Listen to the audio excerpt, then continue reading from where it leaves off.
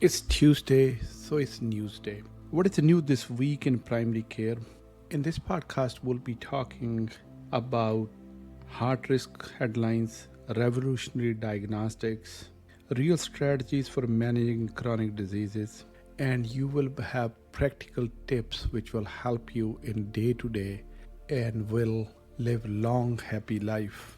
My name is Dr. Kundlas. My channel Kundlas MD is dedicated to simplifying complex health information and provide you with the basic fundamental question why, when, how about every disease process and make your life better and live quality filled life. This week there are 5 top stories. Melatonin, which we used to consider as a benign medication, and there are many people who are using melatonin for sleep aid, have shown that people taking melatonin at high risk to develop heart failure. Most of the people have classic risk factors like high blood pressure, diabetes, high cholesterol, and they were taking these medications, and now with the latest research, it's clear that increases the risk of heart failure. What we know is melatonin affects the receptors at heart muscles and how your arteries dilate and improve the flow of blood to your heart muscle, and how your muscle contract, and how your body makes nitric oxide to keep your arteries open and pliable gets affected by melatonin. Studies are still going on. These are the proposed mechanism, but they are not so far proven, and I hope once we get more update, we will make another video and keep you posted. At this time, if you have risk factors for developing heart disease or you have congestive heart failure, you should not take melatonin anymore. You do not need to taper, you could simply stop.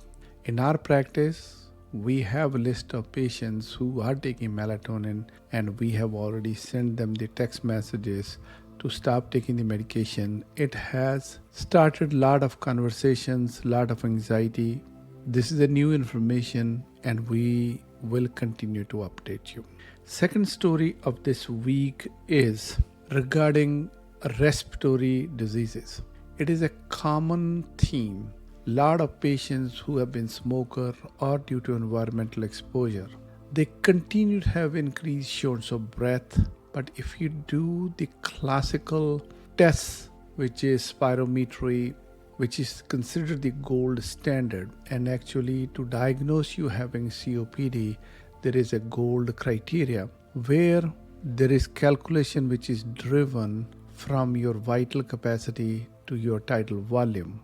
What it means is you are told to take as deep breath inside as you can, and the amount of air you could take in, that is your vital capacity. And the amount of air going in and out of your lungs in each breath is called tidal volume.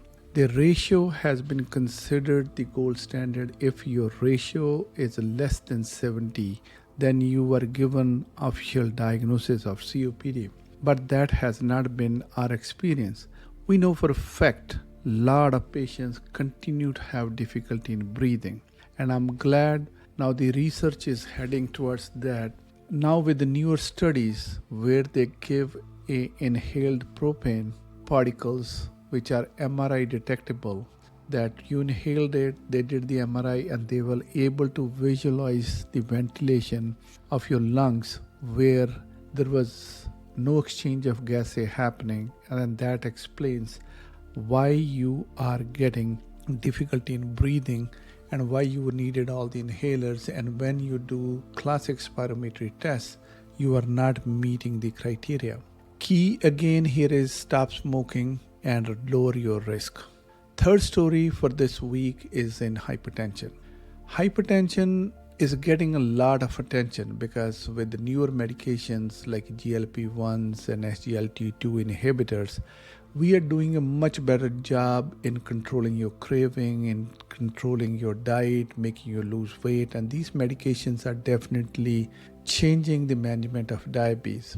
Cholesterol medications have always worked very predictably, and they have been very, very effective in lowering your cholesterol. But we had difficulty with the blood pressure. Now, a lot of focus is being placed on management of hypertension. A lot of new medications are in the pipeline, but latest guidelines call for very tighter and stricter control of blood pressure. Regarding the numbers have not changed, I will be oversimplifying, but we all need to know some rule of thumb. If you have hypertension or you don't have hypertension, depending on age, remember your blood pressure should always be less than 140/90. That is the first simplified version of it.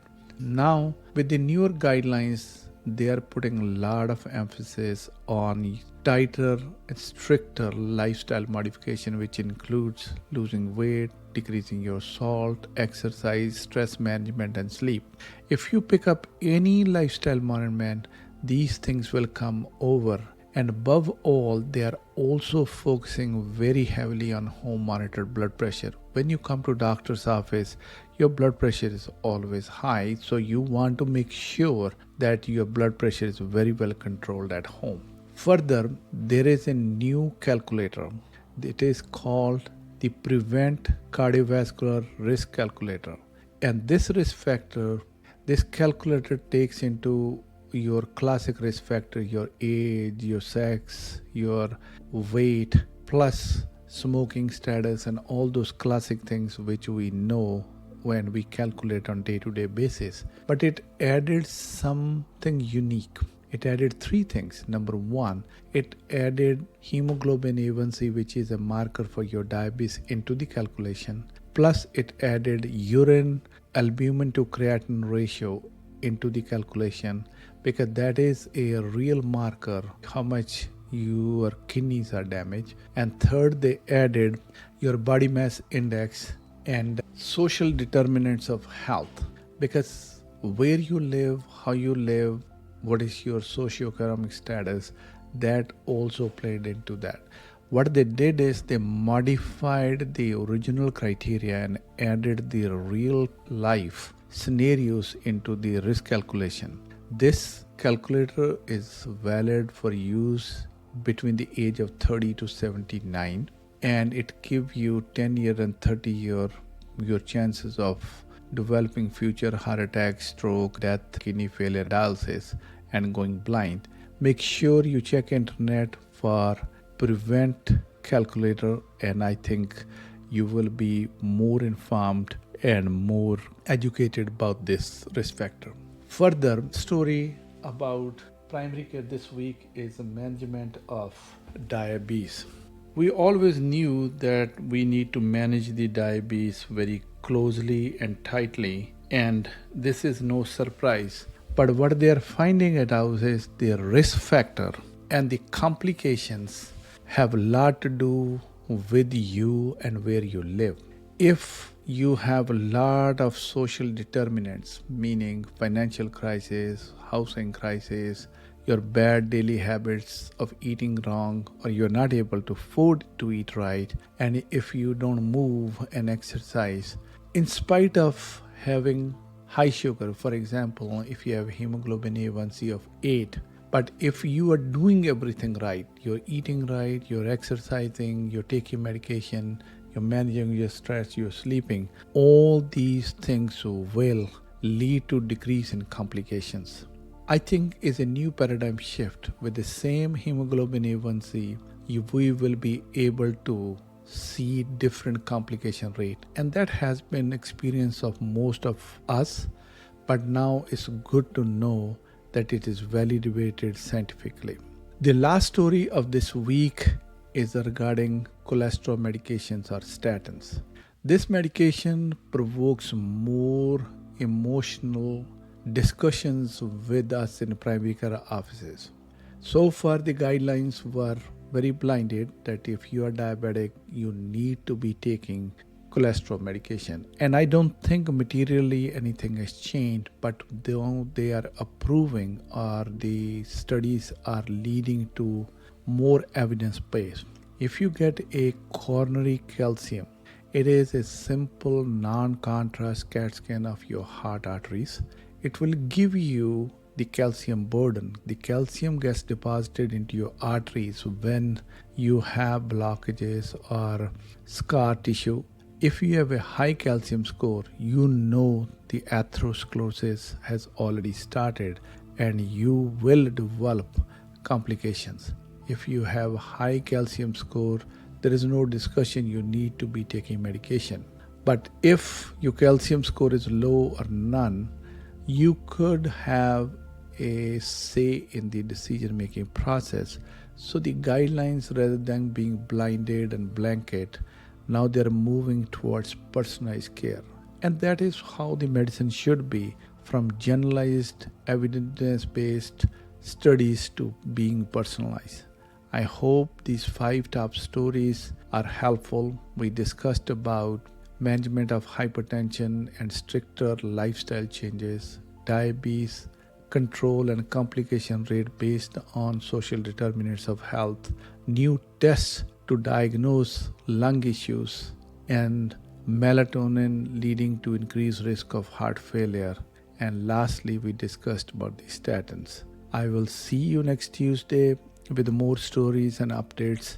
Thank you very much. My name is Dr. Kundlas. We are here to simplify health. I believe this video was any help to you and you learned something. Could you please subscribe to our channel and write some comments, because that is very encouraging. Your involvement gives us energy to keep producing this content. Thank you very much.